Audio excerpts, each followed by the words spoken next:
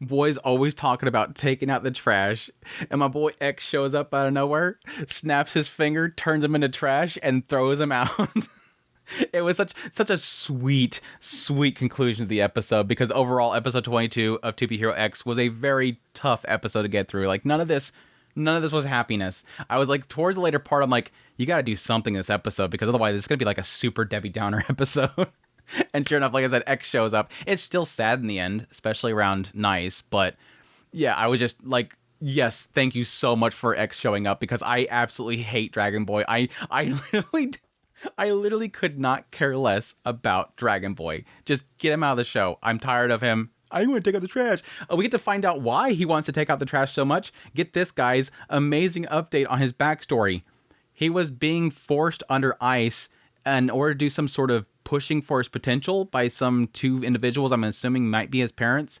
And at some point they gave up and called him trash. So that's his entire story, is he was stuck under ice and told he was trash, which is horrible. Don't get me wrong. But again, it's like, I don't care about this guy. Get him off the screen. Get him off the screen. Somebody take him out already. I'm curious. Eventually, they will redeem him. It's gonna be interesting to see if they somehow make me like Dragon Boy's character. But for now, he's a dirtbag that caused the death of Smile, and I hate his guts. So we'll see what happens from here on. But overall, interesting episode. I think the biggest hookup for me is obviously the ending, which, Rock pointing out the pendant, which I'm curious what that'll be about. But I think for the most part, a lot of this episode was, again, this other step for Nice's character and his downfall. I am so happy to see that he overcame that.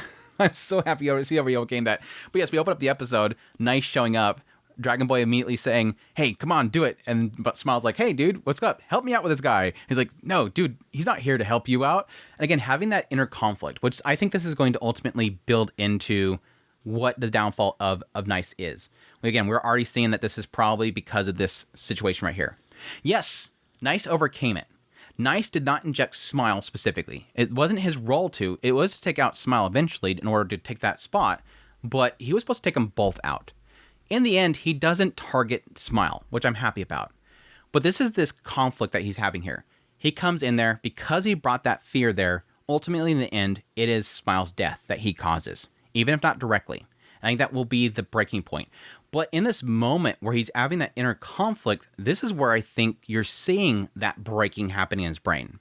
Because yes, why he's there is to inject the person that's winning, take them out. And then, voila, you're in the top 10. But internally, as they're both calling out to him, he's having a conflict. He sees Smile, who's pointing out, hey man, remember what made you want to be a hero? That was the key thing there. And it was from Smile's perspective, it's always a smile, because smiles bring happiness. From Nice's perspective, it was doing just like Smile. He wanted to be a hero. But Shang's over here going, I don't want that smile. I didn't make you popular because I wanted you to be a hero. You're my puppet. You're my tool of vengeance. You are a weapon. And I like how they show the puppeteering that he's doing. And then Nice is down here and he's dancing around and he's become perfect because that's what Shang made him be. And everybody's yelling out, he's so great. He's so amazing. He's so beautiful. He's so perfect. Be perfect. Be perfect. And eventually I love how it builds up into that point where you got Shang over here, you got the people over here, and everybody's yelling for him to be perfect. But yet Shang's asking me to be a killer and it just tears him apart. I'm supposed to be a perfect person that everybody's looking at, but Shang's telling me to be a killer.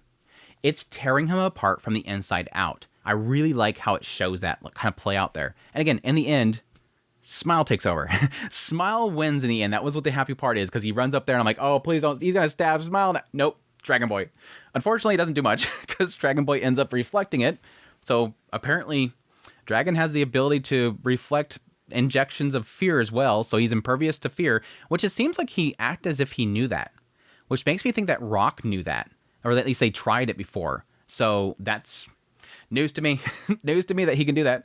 But yeah, here was the gut punch. Again, he came there to take out Smile and Dragon Boy, and in the end, injects Dragon Boy. Dragon Boy reflects it back at him, and guess who takes the bullet? Smile steps in front of Nice and shields him. His hero literally takes the bullet for him. The bullet that he put into Dragon Boy's gun, Smile takes the bullet, shields him, protects him. That hurt so much when that happened right there, because that just pretty much cemented again my brain. This is the breaking point. This is what sends Nice over the edge, is right here. this is it. It sucks. It sucks so much. But yeah, Smile goes crazy. I did like Smile's evil form. Looked pretty awesome. Had a big smiley face. It almost implied that he was shooting people with his smiley face all the time. Going crazy, takes out Nice immediately, goes after Dragon Boy. Again, we get the little brief shot of the history of Dragon Boy, that he was stuck under ice, being put through grueling training in order to unlock some potential. It seems like that happened. He was able to shatter through all the ice, get out of the water, and then cut over one-shotting. One-punch manning Smile into nothingness. Sucks. Sucks again, one-shotting Smile. He's dead. We find out later on that he died smiling, at least. Oof. But yeah, he goes towards Nice. I actually like this because it gives a sense that when Dragon Boy's walking up to Nice, obviously the fear there is going to be for Nice. He just one-shot Smile. One punch from Dragon Boy just knocked out Smile. Blew him to smithereens. So obviously he's going to have a fear of Dragon Boy punching him. And I think there's like a sense of like murderous intent coming towards him from Dragon Boy, that he panics. I gotta punch him first. I gotta get him out of here. Oh, thanks for giving that excuse. It doesn't look like Dragon Boy actually swung at him. It was just a murderous intent, a fear that he was going to. And that gives him his, okay, cool. Now it's self-defense, basically. You turn yourself in the bad guy. Sure enough, the stupid Twitter crowd up in the bleachers. Oh, what the heck? He punches Dragon Boy after he didn't help him? My gosh, you guys, go back on Reddit or whatever you guys are doing there. Like social media clowns up in the bleachers, acting like they know what's going on in the situation right there. Like literally, the hero's Smile is dead over there, but they don't know it's him. It's all stupid. It's all stupid. Anyways, yeah, they go at it for a little bit, and then right before he's about to get a punch from Dragon Boy, one punch, X shows up. X shows up. Didn't make it in time. It implied earlier that X woke up and went, where's Smile? Where's he at? And he had a puke. But it looks like X came there for a reason. He came rushing over there because he knew something was going down, and ends up saving Nice's life, but unfortunately doesn't make it in time for Smile. Which just gets into a theory that I have around X that I'll get into in a minute. But yeah, I love that. Showing up. Showing up. Going down there, jumps down, snapping more crazy animation all over the place, because he has to do it in style. X has to do it in style. He has to show up in style. Just popping in and out. Comes up to Dragon Boy. Oh, great. I was looking to get up to top 10. Now I'm going to get to number 1. Goes to punch at him. You're too noisy. Go chill out. It was so cool. X just like being massively OP. And yeah, like the salt in the wound, everybody calling out that X is a god. He's godlike. No, he's actually a god. Dragon Boy's over there just pouting because I'm supposed to be god. But yes, they eventually go over there and find Smile's body. And Nice is literally just destroyed. Absolutely destroyed. And then X picks up the pendant. Before Rock's watching, sees that he grabs the pendant. Goes, now I got you. There's no escaping now. Got some info on you. Yeah, like I said earlier, it implied that X came there because he knew something was going to happen to Smile. He rushed over there. And again, we've already implied that Smile knows X is a real identity. I mean, obviously, he's hanging out with him. He knows him from the past. And so anything that ties the two of them together is going to be the link that Rock needs. Because currently, nobody knows that X and Smile know each other. But specifically, more specifically, that Smile knows X's original self, his real self. Everybody sees, public sees X, the white-haired guy, that super dandy. Nobody knows the X that Smile has seen back at the apartment. And that's the connection that he wants. Again, when Smile showed up to his apartment in the previous episode, he showed up specifically disguised that nobody knew that Smile went into this random guy's apartment. This random Joe Schmo that lives in this apartment. If they did know that Smile went in there, they would question who this person that lives there is. Again, his persona is when he's actually working as X. So the implication here is that by knowing that Smile's original family, Smile himself, knew who the real X is, by the fact that he picked up that pendant, showing that X knows him personally and will grab that pendant for him, okay, I gotta look into Smile, find out who he knows from the past that could possibly be X. I think that's the connection that they're making there. Or it could possibly be, maybe X might be Smile's daughter's husband. Because again, he mentioned before that she's grown up, she moved out already, she's an adult. It could be that X knows her. He might be a father-in-law.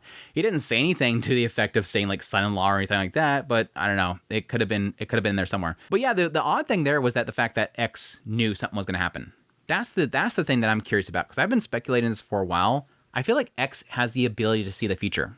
I've been kind of speculating that with my crazy theories around, again, Lucky Cyan and how he helped her out, how I was theorizing that he was possibly helping out Nice, or at least Lin Ling. He was helping him out with the situation with Nice and Moon. He was bending reality around all these individuals at that current time. And it was a random theory that I had that seems to be more solidified now because, again, he knew something was going to happen to Smile. Smile came to the apartment to tell him, they're coming after you.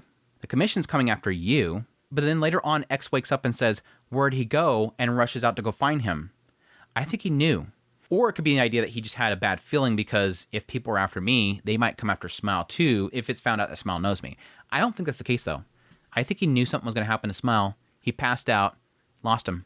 But this is going to build into, no doubt in my mind anymore. X wanted to retire. He wanted to get out of the situation. He doesn't care about it. He wants to go back to being normal.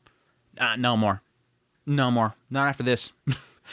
Not after this. There's an assumption here that several people, and again, because he was looking for Smile, he might know more information than we do. He might have known the plot that Rock had. Either way, I think he's going to take out the system.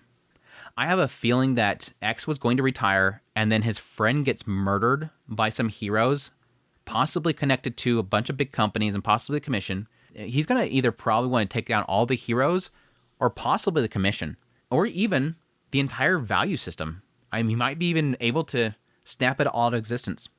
If he gets enough, as a godlike being, enough of the trust of everybody, becomes godlike, he can do what Queen was talking about. Gone. Trust value's gone. Everybody loses all their powers. Sick of this crap. Get rid of it. I don't think that's really a good idea, just because I think the presence of heroes is probably cut down a lot of the violence and death in the world. I mean, you have some bad heroes, but I'm assuming that death is pretty minimal. Again, the idea of a plane crashing is shocking to these people. This doesn't happen with heroes around anymore. It's saved a lot of lives. Would it be better to not have individuals with godlike powers to, keep people in check? I don't know. But yeah, very curious what'll happen to Nice after this point. My prediction again is this is the breaking point. And again, it's gonna be the fact that even though he didn't attack Smile himself, he brought the vial there. And the vial ended up being used on Smile. If he never brought that vial, Smile wouldn't have died.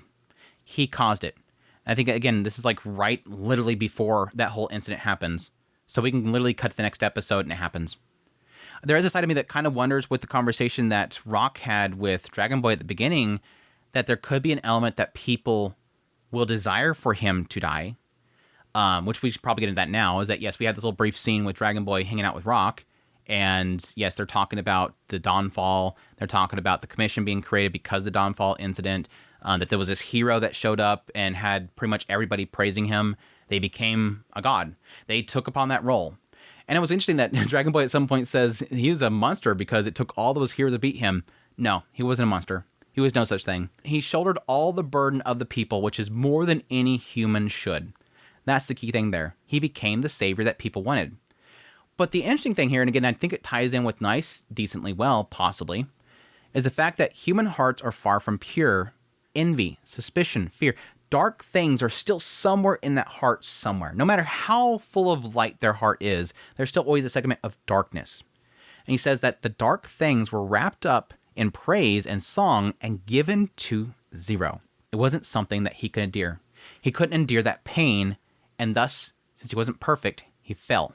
That's the key thing there. Now, previously, they stated that at some point he accidentally killed a hero, and that's when everybody started fearing him, and then that fear turned him into a god of death. That was what the trigger point was.